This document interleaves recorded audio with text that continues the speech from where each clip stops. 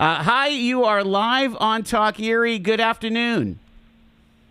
Hey, how are you today? Good to hear from you. Senator Dave McCormick here, the Republican senator for Pennsylvania. So glad that you could join us here. Appreciate it, sir. Joe, it's not like the last time when I got to be in the studio Right. on Main Street in Erie, but I'm glad to be with you. Yeah, you were able to get ice cream afterwards. You have to still, somehow fit in the dessert after this call. Hey, I want to get right to it because we don't have a ton of time here. Some big announcements, including Amazon dropping $20 billion in private investment in Pennsylvania. What are your thoughts on that, Senator McCormick? Well, man, what an exciting day. So it was on Monday, the announcement, and the announcement came, Joel, 6 miles from where I went to high school. It was right next to my hometown, Berwick, Pennsylvania. Wow. And, I've been on your show a dozen times, I bet. And Sure. Every time I'm on, I talk about the blessings that Pennsylvania has, the abundant energy, the great skilled workforce, the building trades, these incredible universities with great technology, whether it's Carnegie Mellon or University of Pennsylvania, Penn State, Gannon. I mean, we've got great education, and we get great proximity to the majority of the population. 65% of America lives within 500 miles of Pennsylvania. So Amazon said the same thing, which is if we're going to build these huge campuses for data centers that are going to create thousands of direct jobs, thousands of indirect jobs, thousands of construction jobs building these things, Pennsylvania is a place we want to invest. It's the biggest investment in Pennsylvania's history. The biggest prior to this was the Cracker facility in Beaver County. This is $20 billion. And honestly, Joel, it's on the back of the Nippon U.S. Steel partnership. And I don't want to be too confident, but I bet we're going to be on the radio together a couple times over the next 6 months, and we're going to have big announcements like this. I think people are seeing that Pennsylvania is key to the future of energy and artificial intelligence and advanced manufacturing, and I'm excited about it. This is a big step forward. Talk about the U.S. Steel deal, because there was a lot of back and forth. I was really having actually a difficult time tracking with it because I couldn't tell if there was anger on the left, anger on the right. There is something about national security, making sure that we make steel here in the U.S. and we might as well make steel in Pittsburgh if we're going to do that, because that's the birthplace of steel. But what are your thoughts? I mean, are you happy with that deal? Oh, I couldn't be happier. Okay. I had reservations about the deal, which I said on the campaign trail, and I was in Latrobe when I sat next to all the steel workers, the locals from the Mon Valley. There's 3 locals that work there, about 4,000 steel workers, and they were making the case on why this was such a good deal and the only deal that would make sense for Pennsylvania. And I said, listen, guys, if I win, the first thing I'm going to do is I'm going to call you up and I'm going to sit down and we're going to go through this. And sure enough, I was fortunate enough to win. And the very first meeting I took was with the 3 locals in the Mon Valley. And we went into detail on the deal, what it meant. I met with Nippon. I met with U.S. Steel. And I had a chance to talk to the president about it. The president came to Pennsylvania for the NCAA wrestling championships, and we sat together for a couple hours. And he said, listen, I've got concerns about it. I'm worried about it from a national security standpoint. The deal's not very good.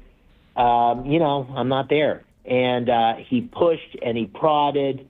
And 3 months later, the deal got much, much better. $14 billion of new investment in U.S. Steel, $3 billion in Indiana, $3 billion in Alabama, $500 million in Arkansas, another $800 million in Minnesota, and $2.4 billion of new investment in the Mon Valley. Wow. To include in a new arc furnace. And that's going to create more than 10,000 new construction jobs building that facility, and it's going to guarantee the Mon Valley is at the heart of steelmaking in America for decades to come. And the way of life in the Mon Valley is going to be there for decades to come. So I'm so glad that the president was tough on it and made it better. And the other part about the deal, U.S. Steel is going to be headquartered in Pittsburgh. It's going to be run by a U.S. CEO with a majority U.S. board, and the U.S. government's going to have a role in overseeing that board from a governance perspective. That's the national security protections the president wanted. And it's great for Nippon. It's great for our national security. It's great for our economic security. Most important, and this is what I told the president. I met with the president the day before he made the final decision. And I said to him, this is great for the people that voted for you and me. These are the working families that we promised we'd make their lives better, and this is a great step forward. So those two back-to-back in line. It's been a great 6 weeks. You have Nippon, U.S. Steel, now you have Amazon, and I think Pennsylvania's on the rise.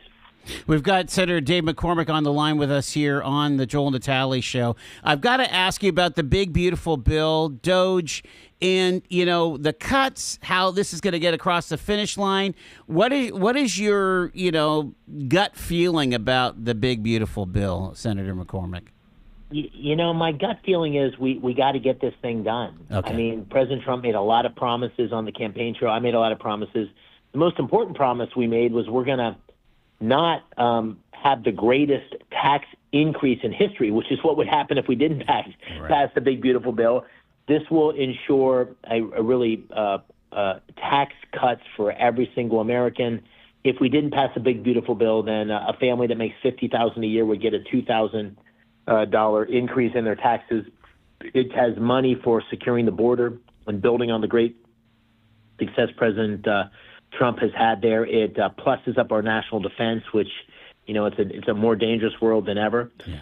And it starts to really bend the curve in terms of our out-of-control deficits. It honestly, it doesn't do enough on that, Joe. I wish it did more. But it's a good starting point. It's $1.5 trillion of cost reductions in the House bill. I think it'll I think we'll make it better in the Senate. I think we'll find more ways to cut costs in the Senate. And I think it's a great start on the president's agenda. I think it'll get done. I'm not sure the exact timing of it, but, who would have imagined 60 days ago? I don't think if I was on your show, we would have said a bill's going to come out of the House with a majority of Republicans voting for it, or all Republicans voting for it, with the exception of one or two votes. Yeah. So a majority in the House. That President Trump and Majority Leader Thune and Mike Johnson, the Speaker, would all be aligned. That we'd be talking in the Senate about getting a bill done before July 4th. I don't think we would have expected that. So I think we're on a good path. We got some tough issues to wrestle through. It's got to be, as good a bill as you can possibly get that gets a majority. We're pushing on it. I think it'll get a little bit better, but that's where we are. One last question for you, Senator McCormick, before I let you go. On the president's agenda is the elimination of the Department of Education. Right now in Erie County and all of Pennsylvania really is experiencing a teacher shortage. But here in Erie County, we're even worse than, let's say, in Allegheny County, where we're experiencing a severe shortage. We need 350 teachers for Erie County, and it's just all of a sudden for a state that used to be a net exporter of teacher talent, we don't have enough teachers for our K-12 schools. Does the elimination of the Department of Education just exasperate the problem? I really don't think it does at all. As a reminder, Joel, my mom and dad were public school teachers. I know this. A product from public schools. This matters to me a lot. The profession of teaching is a hugely honorable one. The Department of Education has been failing. In my lifetime, the 40 years since I graduated from high school, we've gone from top 10 in the world in terms of our education system, public education system, and high school education to, I think, 35th on the last look on math, on reading. So our schools are failing our kids. And the Department of Education has spent a bunch of money and failed us.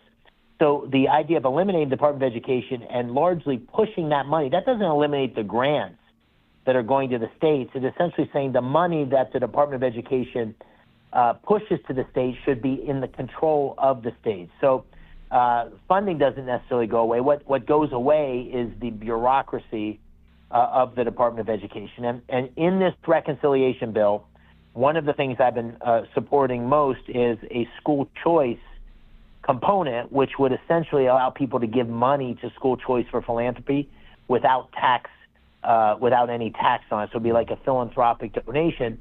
So we could help fund charter schools. We could help fund school choice, which is the single best way to help get kids out of poverty and give them the best opportunity. We already have school choice, Joel. It's just for rich people. Rich people have school choice. Right. The people that need school choice are the ones that are stuck in these failing public schools.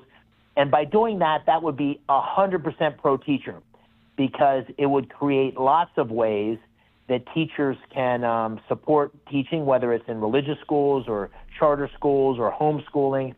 And, I'm going to be someone who supports all sorts of ways to embrace teaching. I think we should continue to encourage and find ways in the GI Bill to double down on veterans returning from military service and teaching. I think we should really embrace teaching as a profession. So I want to double down on teaching. I think school choice only helps that movement. All right, so we will see how that all goes. Do you think that the big beautiful bill gets passed by July 4th? Does that look like that's within the realm? I don't know, Joe. I'm a rookie around this place, so I don't know much about. I don't know much about timing. I mean, I'm hopeful. I think there's a decent chance. But I'd ask Majority Leader Thune that. I do think the bill will get done. I think we'll get the president's agenda moving forward, and I think it'll be a great move for the country. I'm going to let you go, but I do want to say this. I appreciated your candor and your camaraderie with Senator Fetterman up there in Boston. That was terrific. And I'll tell you what, you represented Pennsylvania well. Well, thank you. He and I, we're at different parties, and we certainly have a lot of disagreements, but we're working hard to find things we can agree on, and I like him. I consider him a very authentic person, and I feel lucky that there's only 3 states in the country that have a Republican and Democrat senator, and I feel like he and I are going to find good ways to work together. And I called him when he was getting all this grief, all these criticisms, this campaign against him. And I said, hey, I don't want to hurt you. I was thinking of coming out and saying good things about you, but I'm afraid it might hurt you. And he said, hey, listen, don't worry. Nobody on my party is defending me. I'll take any help I can get. So I came out and made that big statement, and he's had lots of support since. So we're trying to do good things together. That's all I can say. We'll leave it there. Senator Dave McCormick, again, thank you so much Bill. for Thank taking you. the time. Take care now. It is 10 minutes in front of 4 o'clock. It's Talk Erie.